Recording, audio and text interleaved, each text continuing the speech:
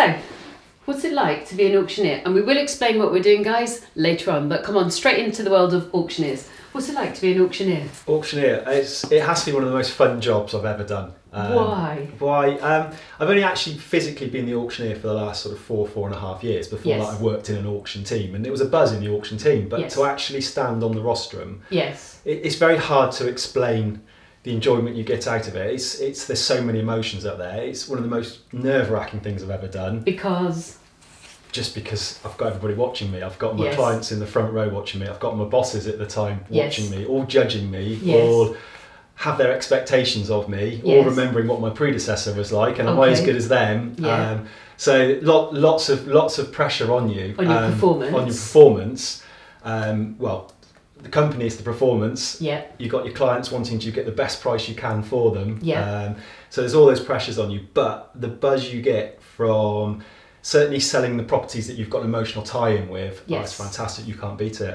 It's one of the best things I've ever done. So when the hammer goes down, the hammer goes down, you're at the top there buzzing. Absolutely, and especially when you've got, as I say, you've got emotional tie-in. So there are sometimes with some clients or certain properties where you've had great dealings with the clients. It's been an emotional roller coaster for them.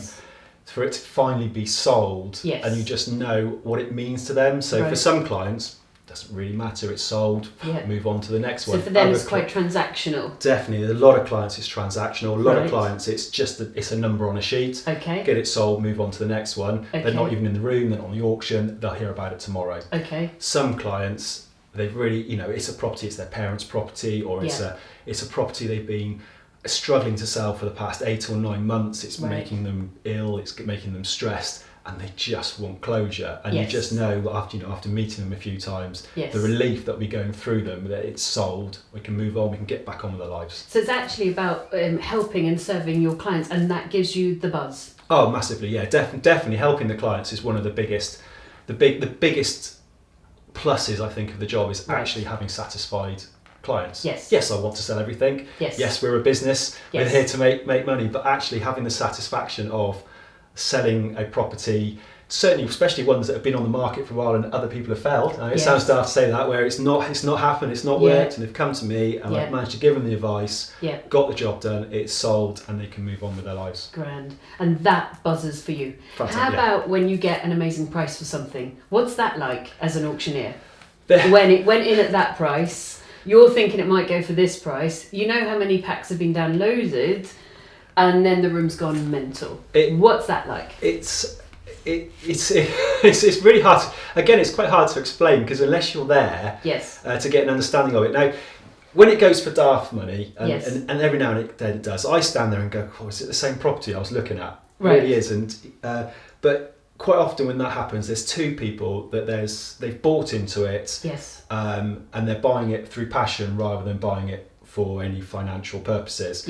And you just sense, you can sense in the room once it gets to a figure, and the room sort of goes, it's like a bit of a hush. And then you hear a hush when people are listening, going, "This is mad." And then it sells, and then you have this eruption of people going, "Oh my God, I can't believe it!" So you can just sense it and hear it. So you get your properties that just churn around, they sell, they go a little bit above guide and sold, but the ones that go for silly money, atmosphere in the room completely changes every time. And how do you feel? Well, I'm happy. Is it as much as a buzz, or is it more the buzz helping someone? Is it still fun? It is still fun, and it's a lot easier for those sort of properties. To be honest, the easy job for me are the properties like that, where two people just fighting for invested. it. Because ultimately, what am I doing? I'm just counting their hands. I'm going backwards and forwards. 200, 205, 210. For me, actually, that's quite a simple job. It's only when it might get down to the crux and you're bringing out 1,000 or 500. So, but they're easy ones to sell. The hard ones for selling me are the ones where you've only got a couple of people interested and nobody wants to put their hand up, and you're trying to coach them. And what do you do? How do you work the room? How do you help people start to bid? And how does that feel? How does it feel? Because we're going to do tons of videos about auctions. So there's a whole series with Charlie. So don't worry, you'll get everything you need to know about auctions here. How does it feel? It's what I tend to find is generally in most properties, people don't like to be the first bidder. Interesting. Now, I've never understood myself why that is, because what does it matter if you are or if you're not? Because, generally, you don't start the bidding at higher than the guide price. You don't start higher than that. So yes, I understand there's a risk that if you're the first bidder and it sells at that, you could have got it for less. But in reality, in the auction world, does that happen? No, it doesn't. Yes. Generally, the bidding will always start below wherever the guide reserve prices is. Now, what will happen is, I use different forms of getting people started, because if you do the same thing every time, it just gets a bit monotonous. So, and if somebody's a regular, they're like, aye, I know what he's up to. Exactly. So sometimes they just come in and bid. I'll go, guide price is 130, someone start me at 130, and they put their hand up, and I'm like, oh, this is brilliant. I love this, and we just get going, and it's brilliant. Other times go 130, you're asking around, nobody's doing it, 120, 110. Now, they've now got to start to decide, where do I go? Yes. Now, there's a couple of scenarios that happen there. One, I just go, look, I'm not going lower than 110, it's worth more than that. I'll start with 110 and we're moving on. Right. And then somebody will go, okay, I'll bid and get it going. But that's a risk for you, because it might not be sold. It is a risk. And it's a fast decision. It is a risk, but if I know that there's people that are interested, then it's quite a calculated risk. Got you. Okay. The other one is I start the bidding. As auctioneer, I have the authority to bid on behalf of the client. Because some people are nervous about auctions. In fact, auctions are the most transparent way to buy. I love auctions, but talk that through, how you would start the bidding off and why you're allowed to do that. Well, if I start with why I'm allowed. Welcome, T. Yeah, so start with why I'm allowed. So, as an auctioneer, I can bid on behalf of the client up to the reserve price. I cannot bid past the reserve price. Okay. Now, sometimes it's commonly referred to as bidding off the wall. You're not bidding off the wall, you're bidding off the client as such. And I always say the equivalent is in the normal private treaty market. Yeah. Property on the market, let's say 100,000. Yeah. Client wants 100,000. Yeah. Okay. You come in with an offer of 90. Yeah, as I would. Yes, you come in at 90, Go to the client, it's like, no, I want 100. Yeah. So I'll come back to you as an agent and go, look, they really want 100, you need to increase your offer. You come up to, let's say, 95. Yeah. Okay. In the auction world, we do the similar sort of thing. So the bidding, let's say again, the reserve's 100,000. Yes. The first bid in the room is 90. Yeah. Okay.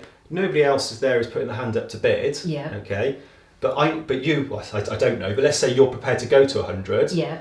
If I didn't bid against you on behalf of the vendor, it would just go down as not sold. Got you. You see, so nobody wins. The buyer nor the seller. No. So I would come in then at 95 or 92, whatever, and then you bid again. What language would you use?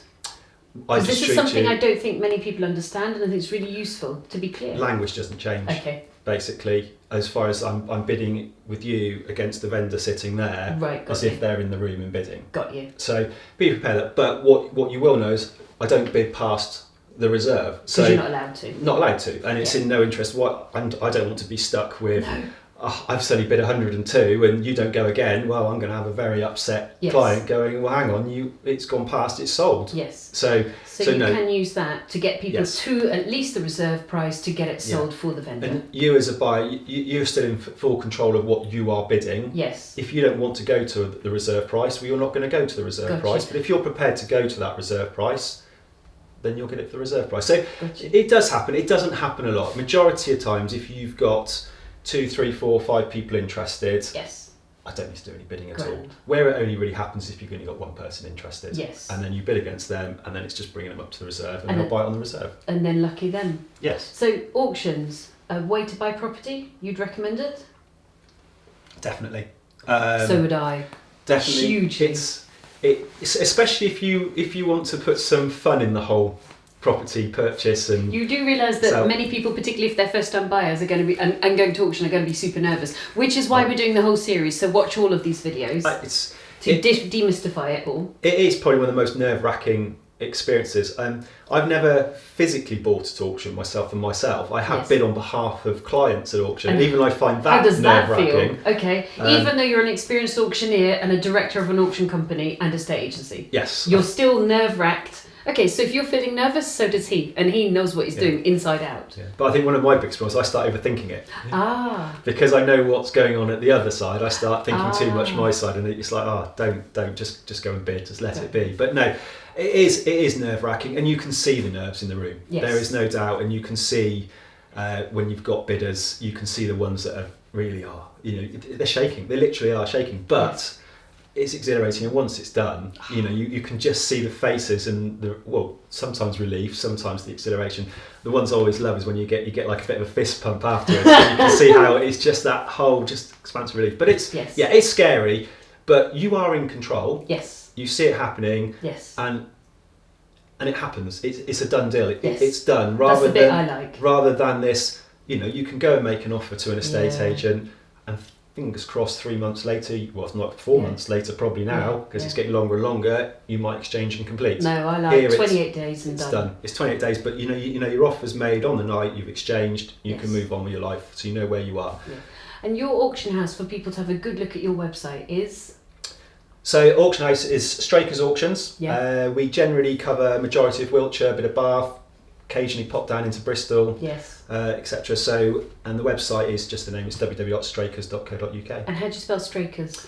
Because I want you to go and check out their website. If you've never looked at an auction house before, go check out their website. Well, it gets spelled many ways on the post, but it's Strakers. There you are. Thanks very much. Watch all of the other videos on auctions. Learn my favourite way of buying discounted property. All right. Sourcing discounted deals is how you make serious money in property. But how do you start? Free checklist. Click, link, download now.